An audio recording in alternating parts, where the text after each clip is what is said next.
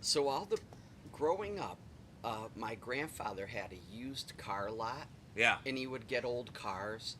And some of them in the area we grew up, there was a lot of hot rods and customs and sports cars and racing. Yeah. And so, we used to have to wash these cars, do a little bit of work on them. And then my grandfather went to work for a dealership, but all my neighbors would work on cars and worked in speed shops. Yes. And so they would make my buddies and I, like my one buddy's dad was a mechanic, Uh-huh. and he'd teach us how to do stuff and have us work on cars when we go to races. Well, some of my neighbors built the most cool hot rods and stuff, and they were guys that were really big into racing in the Uh-huh. 50s and 60s, and they'd street race hot rods and do all kinds of crazy stuff. Yeah. And Back up north. yep, up north. And Where was that? this was in the 70s and 80s, Yeah. 1970s and Where? 80s, in Binghamton, New York. Okay. It's central New York. It's not near New York City. It's Yeah. about 2.5 hours away from New York City. Uh-huh. But it was the headquarters of IBM Oh. and some other big companies, and they were all like engineers. And my dad was a tool maker, Okay. so he would make things out of metal, from scratch, and all his buddies. And my uncle was an unbelievable engine builder. Uh-huh. He could build an engine, make it do anything, and he had a 34 Ford hot rod that was Nice. just crazy. And he would race it on the streets, race it Really? everywhere, and for money. They would do it on the side. Wow.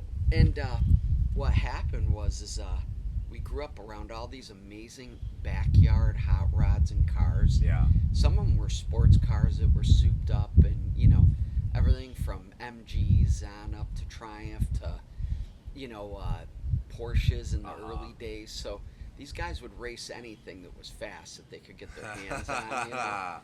And But you were doing like a street racing, like Yeah, a quarter lot of- mile or something? it would just, they would meet almost a quarter mile on these back road 2-lane highways and race. Wow. And they would just race a lot of people show up and race there. Yeah. So it got really wild. They'd race from red light to red light. It was just out of control. Wow. There wasn't a lot of traffic, but there was a lot of guys who could build these amazing hot rods. Yeah. And that's how I got kind of hooked on it. Uh-huh. My neighbor built these crazy hot rods and When would you were drive. a young teenager. Yeah, when I was a young teenager, and Uh-huh. he'd drive all over the United States at these rod runs. He'd drive out to California and all over in his '39 Chevy, and Wow. so, but it had it had like a 400 Chevy small block motor Yeah, in it. yeah, But yeah. Not these too guys, bad. yeah, they would burn up and down the streets, do burnouts, and just do cool stuff. Yeah. And so, growing up around cars, I got into these, and I would get the hot rod magazines and see cars out in California, but a lot of the hot rods in my neighborhood were just as cool as Yeah. things that were coming out of there, and they had no Uh-huh. magazine coverage. And In so, the East Coast there. in the East Yeah. Coast, yeah. So the one funny thing is a buddy of mine, he was about 5 years older than me, but he was a sign painter, kind of like Chip. Yeah. He didn't do pinstriping, but he painted signs Uh-huh. for companies and all this stuff. And he was taught from a guy who was a sign painter from way back.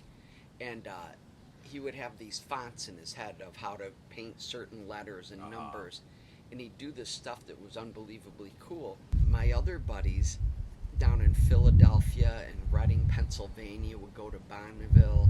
They build hot rods down in Hanover, PA. And they build these beautiful hot rods, or these beautiful high dollar cars, Yeah. and drive them to their owners, Uh-huh. and to show that they were dependable and everything, Yeah. And so it was really From cool. East Coast there, from you. the East Coast, yeah. Taking road trip another Yep, 1,000 so we miles take- to the buyer. Yes. Just to showcase that the car is. Car could do yeah, it and wow, deliver that's it to them. spectacular. That's Yeah. good. Yeah, that's. So that's how we got into traveling all over. Uh-huh. And then there was something called the Ham that was on the internet back in like 2001, I think it Uh-huh. started.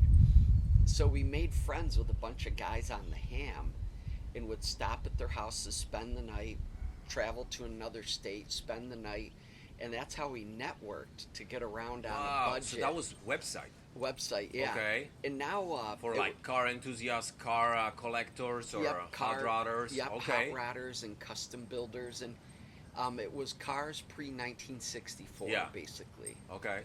And so we got to traveling all over. We had no money really, What an except idea. for I love this idea. But then it was kind of funny. My buddy worked for Rod and Culture magazine, which had about maybe a 60 to 100,000 person circulation Yeah. in the United States, and it was a great hot rod magazine. So he worked for them. He'd photograph cars. I'd write up the stories for him, and we'd just go all over, track down things. And Yeah. we'd look in old. He was from your area? He was from Philadelphia, about Okay. an hour and a half But you away. get together on the But we same get page, together. and he said, "Hey, why don't we?" Yeah, we were Okay. all at all the same car gatherings and Yeah. stuff. So he would locate cars, and he's like, "Hey, there's a car in Indiana. You want to drive out there, and I got to photograph it. We'll write it up, and send Yes. it in." And I would do it for the heck of it, Uh-huh. for the experience. And there's a bunch of us, Uh-huh. and so we got to traveling all over and made a ton of friends, Nice. So it was really wild. But How long it took, like entire? I mean, that was that spreaded around in the like, for example, 2 years period you were traveling every month or every second month, or was that like right away, everything one after one after one after one? it would happen every few weeks or every month. We'd hit a couple cars, Okay. depending on how far Yes. away they were. Uh-huh. And Well, everything was managed by the magazine, yes, which he was working for. yeah, and he would track down these people through the HAM, which stands for the Hokey Got it. Ass Message Board. He Okay. would track them down, and some of them we'd look in these old magazines, look up these people on the internet, and find out they still had their old hot rods in their Yes. garage. Wow. They hadn't pulled it out in 30 years, and hot rods had died for a while. Already? Yeah, like When was that? in the late 80s to early 90s. Uh-huh. Traditional hot rods weren't the thing. They were these other really painted up things by like Boyd Coddington. I don't know if they were street rods. Uh-huh. They were like pink and orange Yeah. and baby blue Uh-huh. and had these With big little fat fire tires. flames and- Yeah. Okay. And or they would have these huge fat tires, and they were pro street. Yes. And but it got away from the basic hot rods of just a bare bones built car that can go as fast as it can. So there was a revival when the internet took off, and like in '96 and up, Okay. of traditional rods, which had Yes. kind of died, and so that's how those other magazines took off, and we were doing this stuff just with no intention to make a few bucks or anything, and we would scrape up enough money to go take pictures of a car and come back, and it was cool, and my buddy had a photography shop in an old flour mill. He'd develop the film, Wow. and everything, and do all this stuff, and there was he would do a lot of black and white, but Yes. then below him there was a photography shop as well, and they do like a lot of the color stuff. But what happened was he worked for, his day job was working for Ron Francis Wiring. They sold complete wiring kits for cars, and so that was his day job, and then his hobby was photographing cars. Okay. And it was a weird time because everybody was spread out and all over the place. There wasn't one place you could go see hot rods or other custom cars, and then after like 2013, 14, 15, the print magazines started dying off, and it was all online. Like everything, online was taking over, but a lot of podcasts started coming on, a lot of Okay. video stuff started Yes. coming on, and but print was dying. So we wrote this book, and we were going to write another book. This one sold out, it did really well, but the one bad thing, I don't know if I told you about, this book was printed in China. Wow. And what happened was the company that CarTech, they printed a lot of books, but a friend of ours was in New Zealand, and he was at a big car show in New Zealand, Yeah. halfway around the world, and he said, "I see your car book, but it's got a different cover. Did you guys change the cover of it?" And we said, "No. It was pirated by a company in China. Wow. They were selling pirate copies in like Australia. They steal the entire. They stole the whole thing. Yeah. Whoa. So there was no way to get back at them, no way to stop them. But Yeah. our book had sold, like, we would have people coming up, "Can you sign this?" We're like, "Hey, we never did that cover." And then it would be like a shorter, condensed version. Wow. And so we were like, we don't know how many copies it really sold, but it sold around 40,000 copies. But it must have sold way more than that around the world, and we couldn't recoup any of that, Yeah. Wow, that's sad. And then we never did another book after that, and we said if we ever print it again, we would print in the United States, Yes. and own the rights to that. Yes. But, we don't know if it ever would, if there would be a demand now that you could, self-print and even make enough to cover your Do you costs. have material for that? You have footage. When we did, we have material that's 10 years old, but Yes. we have enough to do another book. Wow. So You that's Yeah. it's never say no. First No, of all, yeah. Second of all, if you already have, doesn't matter how old it is, there is always value in that. That's pretty interesting. That's Yeah. exciting. And Because you know what? right now in this world, you can use this any way. Yes. And That's you know cool. what? My buddy Spike and I talk about it all the time. Spike Kilmer. Spike Kilmer. Spike Kilmer. He's a So that was great the guy. gentleman who was traveling with you, Yes. and that was the photographer. Yep. Okay. And sometimes we travel separately. Sometimes we Okay. travel together. Yeah.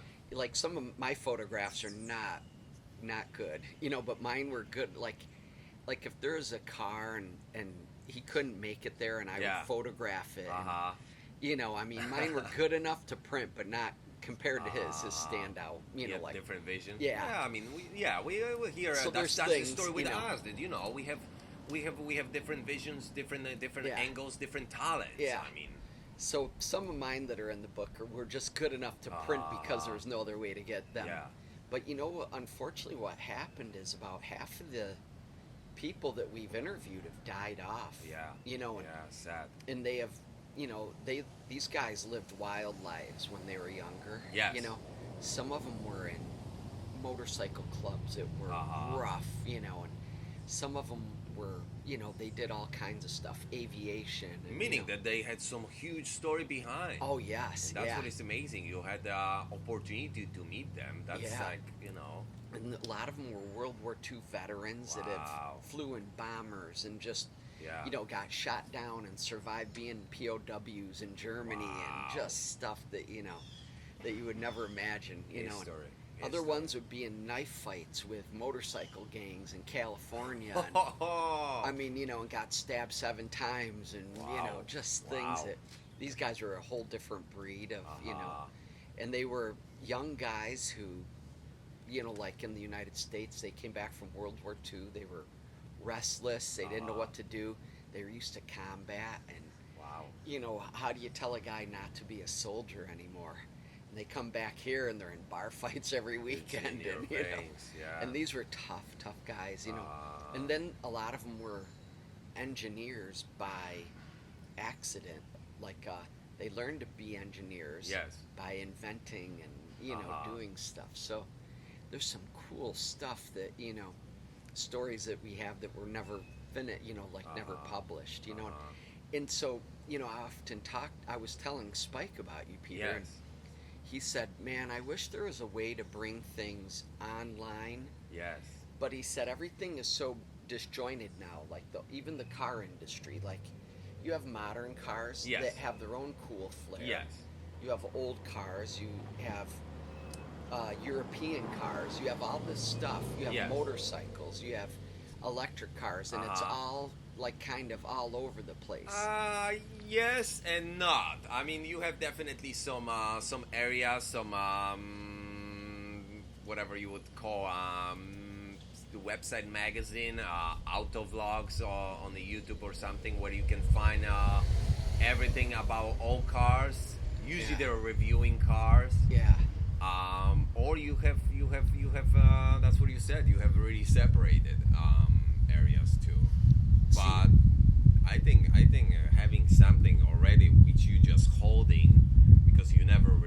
that's pretty exciting, especially those times because you can do it by yourself, DIY. So Oh yeah. just try it. Even it's just set to let something go Uh-huh. to something disappeared under the dust Yeah.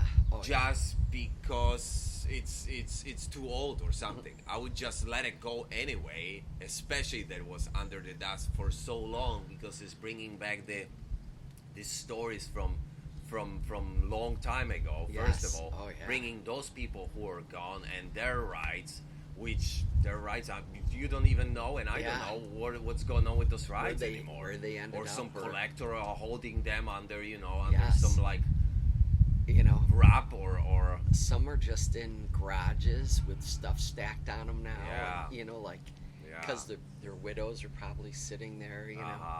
Or some were sold maybe at auction. I don't know, but yeah. what's tough is even the audiences like this our book was probably geared for a lot of people, I would say 40 and over, Okay. because they have a connection to these cars.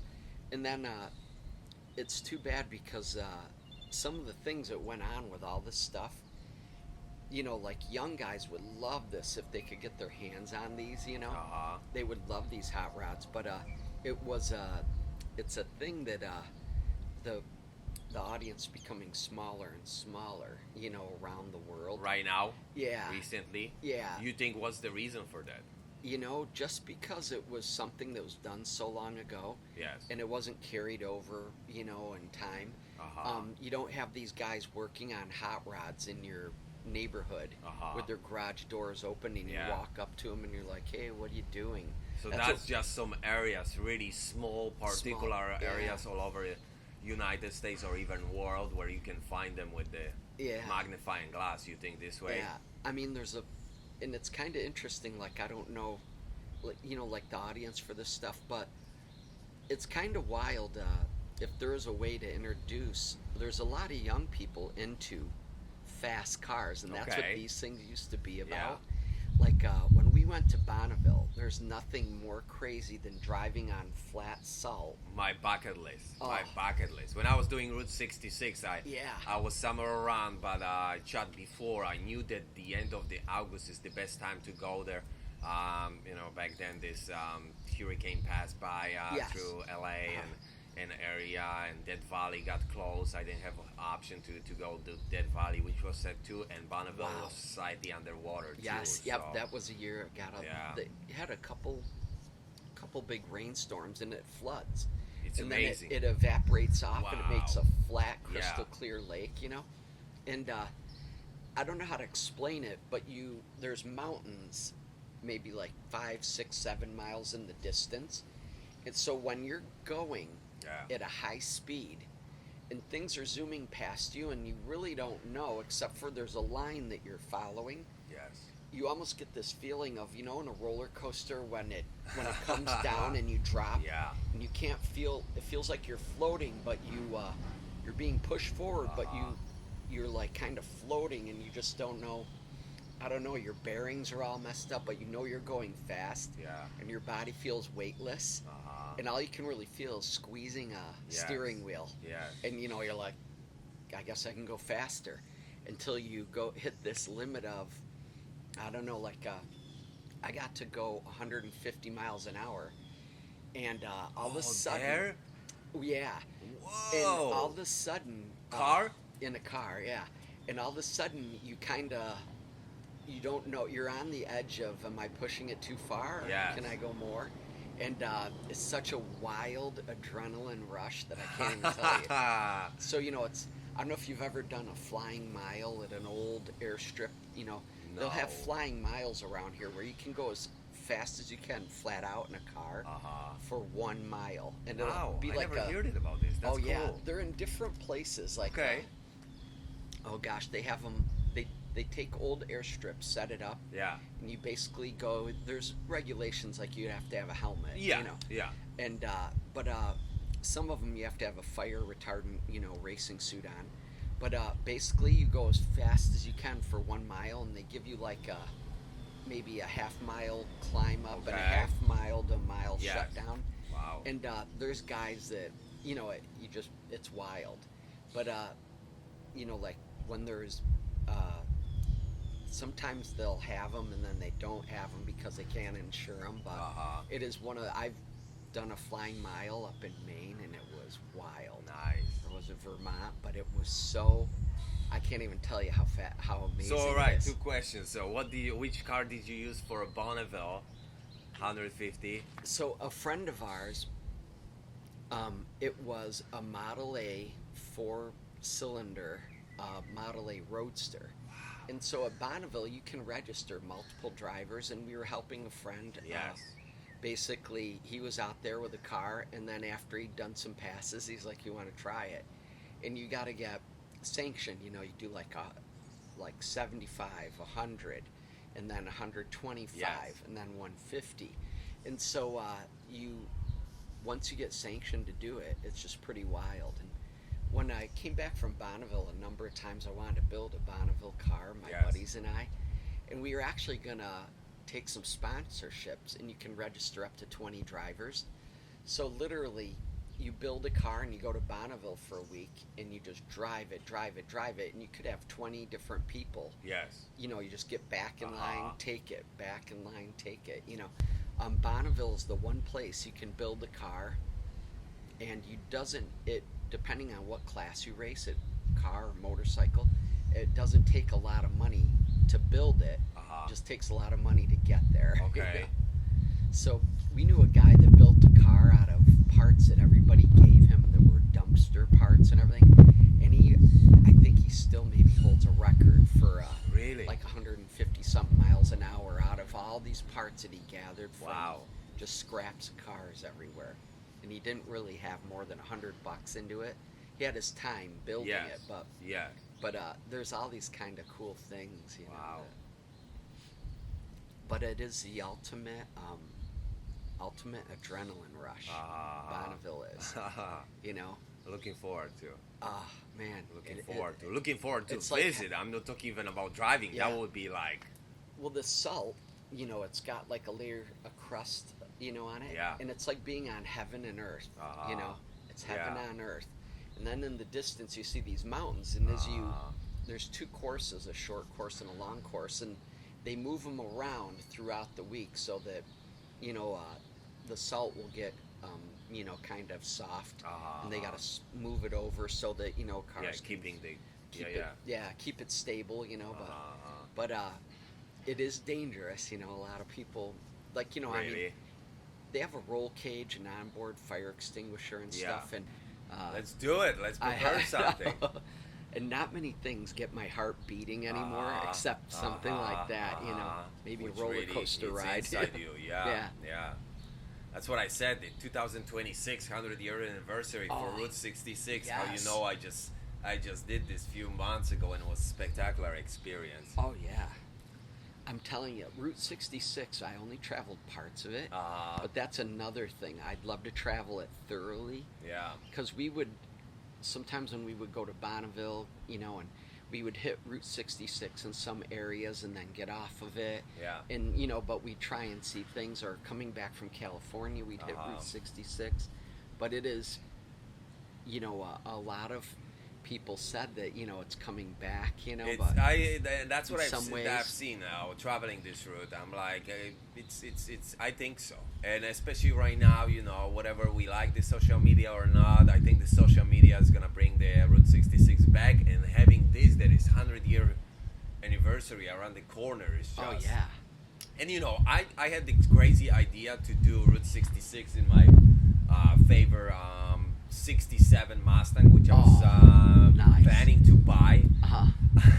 I nearly end up buying. There was some issue with the car, which I was checking 2 weeks before my departure. Yes. And the car looked fantastic and everything else. Then we did test drive, and the gearbox stopped shifting. Yeah. Was too much money involved and everything else, and I gave up on this idea. Then I got a different one, and I did the Route 66, and I figured out that it would be crazy to take a classic.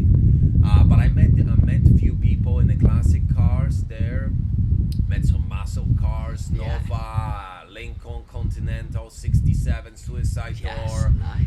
So I think that's the way to do it. And 100 years anniversary, that's great opportunity, and that would be Yeah. something special. If you want to do it, I think the classic car is Oh, yeah. the way to go to build the special story behind. Yes. Yeah. Yeah. So who knows? We have 2 more years. Yeah. We should prepare something. So Well, that's the thing. My buddies and I, we would build a lot of hot rods back in New York State. yeah. My one buddy is one probably the best mechanic I've ever known. You know, Uh-huh. and that's why it's great to go with him if anything breaks. Yes. You know, we built cars basically that we knew we could walk into any auto And parts that's store and what it's find a about. part. Yes.